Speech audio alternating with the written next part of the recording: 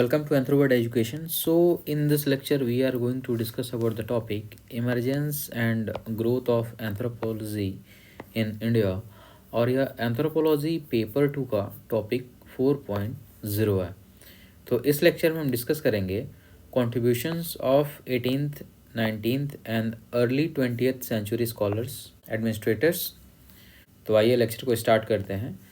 तो सबसे पहले हम देखेंगे growth and development of anthropology in India. तो इंडिया में एंथ्रोपोलॉजी का डेवलपमेंट कैसे हुआ, ग्रोथ कैसे हुआ. बहुत सारे स्कॉलर्स थे जिन्होंने एंथ्रोपोलॉजी के ग्रोथ के लिए बहुत सारे अटेम्प्ट किए और वो वेरियस टाइम पे किए. और इस तरीके से एंथ्रोपोलॉजी का डेवलपमेंट एक स्टेप वाइज ग्रोथ रहा है इंडिया में. और इसके लिए बहुत सारे स्कॉलर्स ने कॉन्ट्रीब्यूशंस दिया है, जैसे कि S C. Roy, D N. Majumdar, G S. Ghurye, S C. Dube, F G. Bailey, N K. Bose, L P. Vidyarthi, Gopalasaran and Surjit Sinha. तो इन एंथ्रोपोलॉजिस्ट ने बहुत सारे कॉन्ट्रीब्यूशंस दिए हैं इंडिया में एंथ्रोपोलॉजी के ग्रोथ एंड डेवलपमेंट को लेकर के. और ये जो टाइम पीरियड लिखा हुआ है ये इनके जर्नल्स या फिर इनके रिसर्च वर्क हैं जो इन टाइम पीरियड्स में पब्लिश हुए थे. कंट्री के इंडिपेंडेंस से पहले जो एंथ्रोपोलॉजी का ग्रोथ था वो मॉडेस्ट था. मीन्स कि बहुत मॉडरेटली एंथ्रोपोलॉजी डेवलप हुआ था इंडिया में. लेकिन अगर हम पास्ट फ्यू डिकेड्स की बात करें तो एंथ्रोपोलॉजी का जो डेवलपमेंट हुआ है वो ग्रेटली एक्सेलरेटेड हुआ है. डेवलपमेंट बहुत तेज़ी से हुआ है. इस दौरान में जो वर्ल्ड एंथ्रोपोलॉजिकल कम्युनिटी है उन्होंने एंथ्रोपोलॉजी को रिकॉग्नाइज़ किया है कि ये एक यूजफुलनेस और जो स्टेटस ऑफ एंथ्रोपोलॉजी है वो यूनिवर्सिटीज़ में इम्पॉर्टेंट है या रिसर्च सेंटर में इसका इम्पोर्टेंस है और जो गवर्नमेंट इंस्टीट्यूशंस हैं वहाँ पे इम्पॉर्टेंट है. क्योंकि एंथ्रोपोलॉजी जो है ग्राउंड लेवल पे काम करता है, वो ट्राइबल्स के डेवलपमेंट, उनके ग्रोथ के लिए काम करता है. तो ये चीज़ इम्पॉर्टेंट रही है according to the world anthropological community. अगर हम 1946 तक की बात करें तो सिर्फ एक डिपार्टमेंट था कोलकाता यूनिवर्सिटी में. और अभी की बात करें तो लगभग 25 यूनिवर्सिटी डिपार्टमेंट्स ऑफ एंथ्रोपोलॉजी हैं. तो ये हम ग्रोथ देख सकते हैं कि एक टाइम पे इंडिपेंडेंस से पहले सिर्फ एक डिपार्टमेंट हुआ करता था वो कोलकाता यूनिवर्सिटी में, और अभी लगभग हम 25 यूनिवर्सिटीज़ में हम डिपार्टमेंट ऑफ एंथ्रोपोलॉजी को देख सकते हैं अक्रॉस द कंट्री. और अगर हम कुछ पास्ट डिकेड्स की बात करें तो एंथ्रोपोलॉजी को एज एन ऑप्शनल पेपर भी इंक्लूड किया गया है स्टेट और central sponsored civil services examinations में. एज एन ऑप्शनल ये सब्जेक्ट चूज़ किया गया है सिविल सर्विसेज एग्जामिनेशंस के लिए at the state and the central level.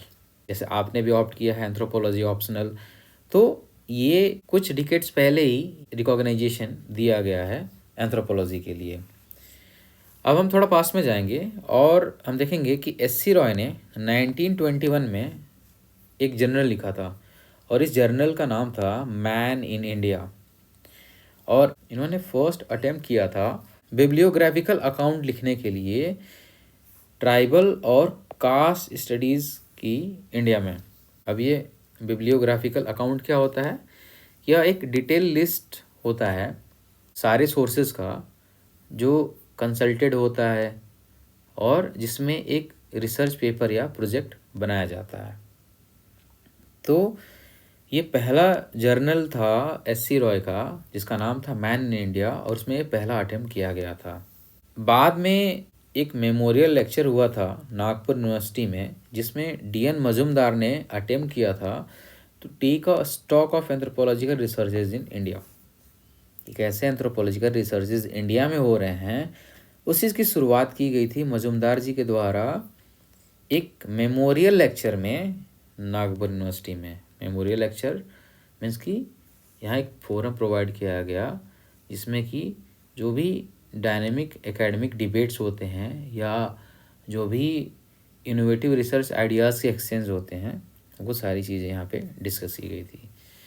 GS. Ghurye ने अपने एक वॉल्यूम में, अपने एक रिसर्च पेपर में, जिसको कि यूनेस्को के द्वारा पब्लिश किया गया था। और उसमें इन्होंने जो एंथ्रोपोलॉजिकल या सोशियोलॉजिकल टीचिंग है डिफरेंट यूनिवर्सिटीज़ ऑफ कंट्रीज़ में, उसके स्टेटस को एक्सप्लेन किया था।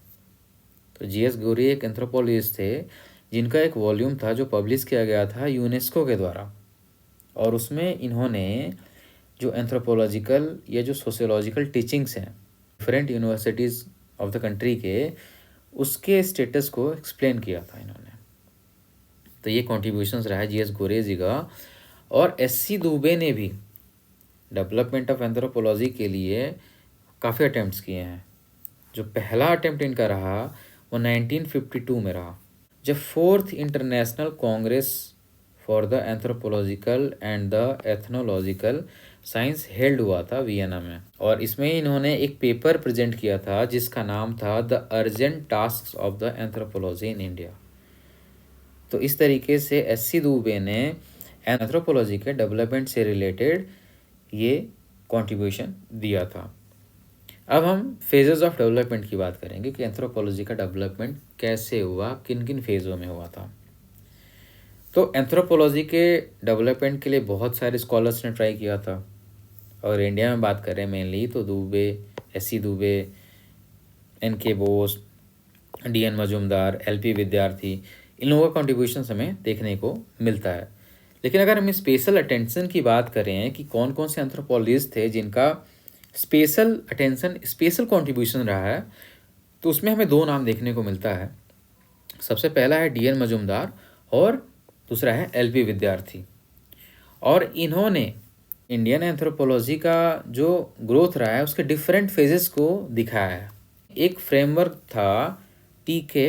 पेनीमैन का, उनकी एक बुक थी 100 ईयर्स ऑफ एंथ्रोपोलॉजी, जो कि 1955 में पब्लिश हुई थी। उसके बिहाफ पे इन लोगों ने एक फ्रेमवर्क अडॉप्ट किया, एक फ्रेमवर्क बनाया। और फिर इन्होंने देखा कि पेनीमैन ने जो वर्ड एंथ्रोपोलॉजी का ग्रोथ है उसको 4 पीरियड्स में डिवाइड किया हुआ है। और ये पीरियड्स थे formative period, constructive period, analytical period और क्रिटिकल पीरियड। अभी पीरियड्स क्या हैं कि एंथ्रोपोलॉजी का डेवलपमेंट किस पीरियड में किस तरीके से हुआ, कहाँ कहाँ किस फेज में क्या डेवलपमेंट हुआ, ये पेनीमैन ने अपने हिसाब से वर्ड एंथ्रोपोलॉजी के ग्रोथ को बताया था। इसके बेस पे जो इंडियन स्कॉलर्स थे इन्होंने इंडिया के रिगार्डिंग इस डेवलपमेंट को 3 फेजेस में डिवाइड किया, 3 फोल्ड फेज स्टेजेस में डिवाइड किया।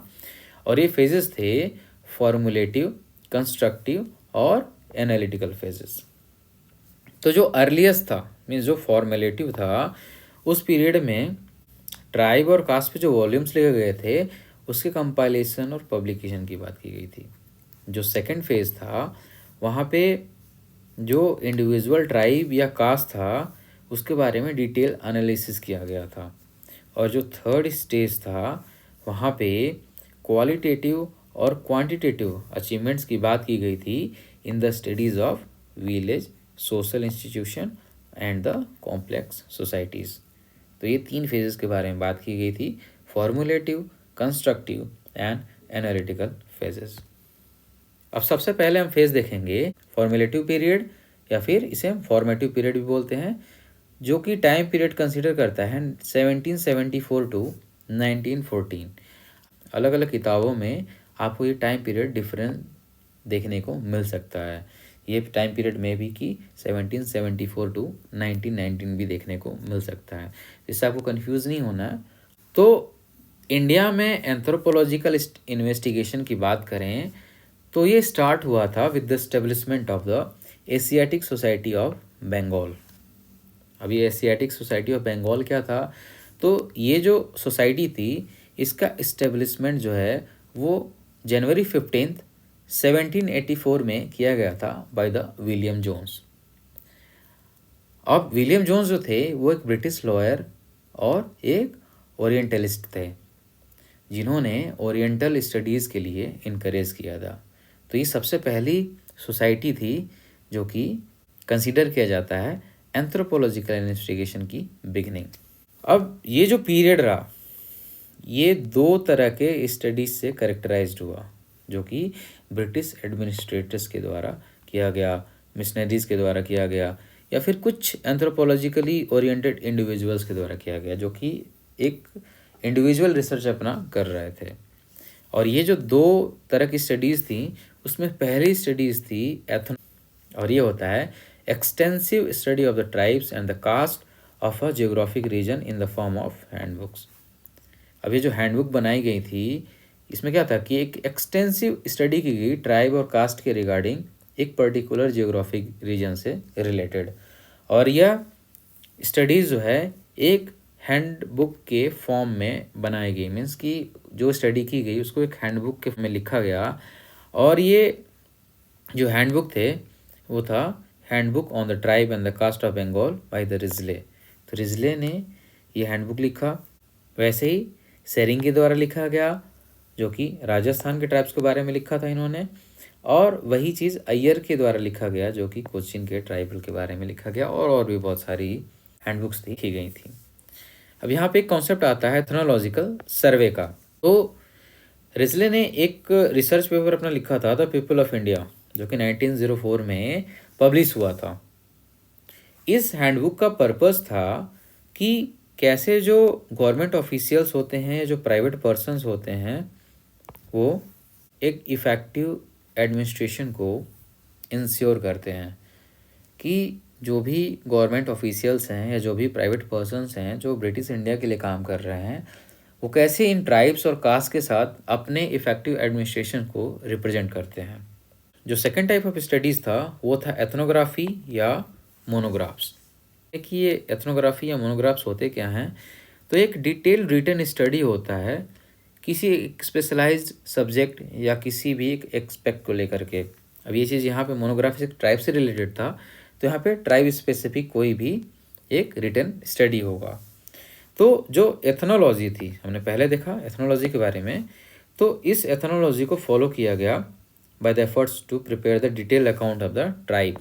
तो यहाँ पे एक डिटेल अकाउंट क्रिएट किया गया ट्राइब्स का, और कुछ केसेस में जो डिफरेंट रीजन्स के जो कास्ट थे उनके बारे में एक डिटेल्ड अकाउंट प्रिपेयर किया गया। जैसे मारिया गोंड का डिटेल्ड अकाउंट क्रिएट किया गया बाय द ग्राइसन, खांसी का किया गया बाय द गर्डन, और चमार्स का किया गया बाय द ब्रिक्स, और इस तरह के बहुत सारे मोनोग्राफ्स लिखे गए थे।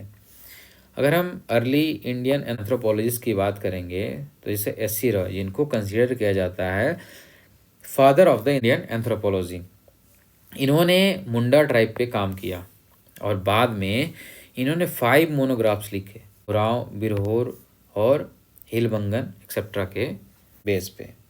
फिर हम सेकंड देखेंगे कंस्ट्रक्टिव पीरियड, जो कि टाइम पीरियड कंसीडर किया जाता है 1914 टू 1950।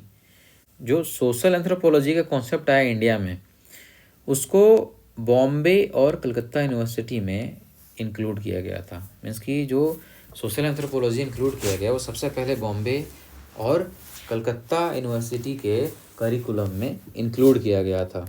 कुछ ऑब्जर्व सब्जेक्ट्स थे, जैसे kinship studies, social organisations etcetera. इन टॉपिक्स को ट्रेंड स्कॉलर्स के द्वारा लिया गया, जैसे गोरिये, चट्टोपाध्याय, रावती, कर्वे एक्सेट्रा। इनके द्वारा इन सब्जेक्ट्स को कंसीडर किया गया। फिर एक कॉन्सेप्ट देखने को मिलता है बिग लीप फॉरवर्ड, 1938 में कॉन्सेप्ट आया था।